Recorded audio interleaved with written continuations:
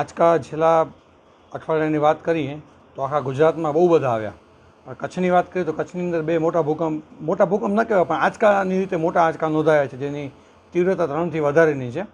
એક આંચકો આવેલો છે જે રોડ થ્રુ હેવનની સાઉથમાં આવેલો, જે 29-30 તારીખ કાંઈક આવેલો હતો, અને એની પણ તીવ્રતા 3.3 હતી, જે ગોળાડુંગર ફોલ્ટના એલોંગ આવેલો. અને આજે સવારે જે આંચકો આવેલો 3 સમથિંગ મેગ્નિટ્યૂડનો, જે ભચાઉની અને રાપરની વચ્ચે મનફરા ગામની થોડીક નોર્થ ઇસ્ટમાં આવેલો હતો, એ આંચકો પણ 3થી મેગ્નિટ્યૂડ વધારે હતો.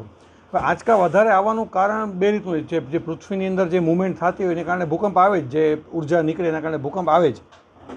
વરસાદની સિઝનની અંદર વરસાદ પડ્યા પછી પણ ભૂકંપ આવી શકે છે, જેને પોસ્ટ મોન્સૂન અર્થક્વેક કહેવાય છે.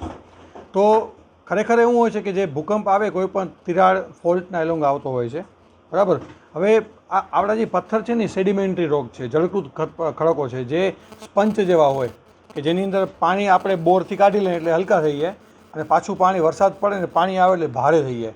તો જ્યારે પણ કોઈ તિરાડની આજુબાજુ પથ્થર હલકો થાય તો થોડોક ઉપર જાય અને ભારે થાય તો થોડોક નીચે આવે. તો વરસાદના કારણે જે પાણી જમીનમાં ઉતરે છે એના કારણે એ પથ્થરનું વેઇટ વધે છે, એની ડેન્સિટી વધે છે, એના કારણે થોડું ઘણું નીચે મૂવમેન્ટ થાય છે, જેના આંચકા આપણે અનુભવીએ છીએ. જેની ઊંડાઈ બહુ નથી હોતી, 4 થી 5 કિલોમીટરની ઊંડાઈમાં જે બધે ભૂકંપ આવે છે.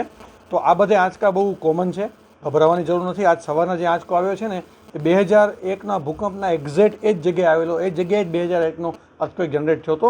પણ હા, ગોળાડુંગર ફોલ્ટની ઉપર જે ભૂકંપ છેલ્લા નોંધાણા છે 4-5 મહિનાની અંદર, એ ચિંતાજનક છે કે ગોળાડુંગર ફોલ્ટમાં એક્ટિવિટી દેખાઈ રહી છે.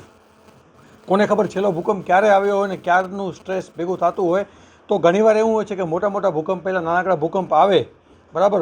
તો અત્યારે બે પોસિબિલિટી છે. આ કોઈ મોટા અર્થક્વેકના પ્રી-શોક પણ હોઈ શકે છે, અથવા તો પોસ્ટ મોન્સૂન અર્થક્વેક હોઈ શકે છે, જેનું ડિટેલ રિસર્ચ વધારે કરવું જોઈએ. મંગલ મેડિકલ સ્ટોર, દરેક પ્રકારની દવાઓ પર ડિસ્કાઉન્ટ મળશે. હોસ્પિટલ રોડ, કોસ્મોસ બેંકની બાજુમાં, ડૉક્ટર દમયંતીબેન ગણાત્રા હોસ્પિટલની સામે, ભુજ. Mobile number 9428234840.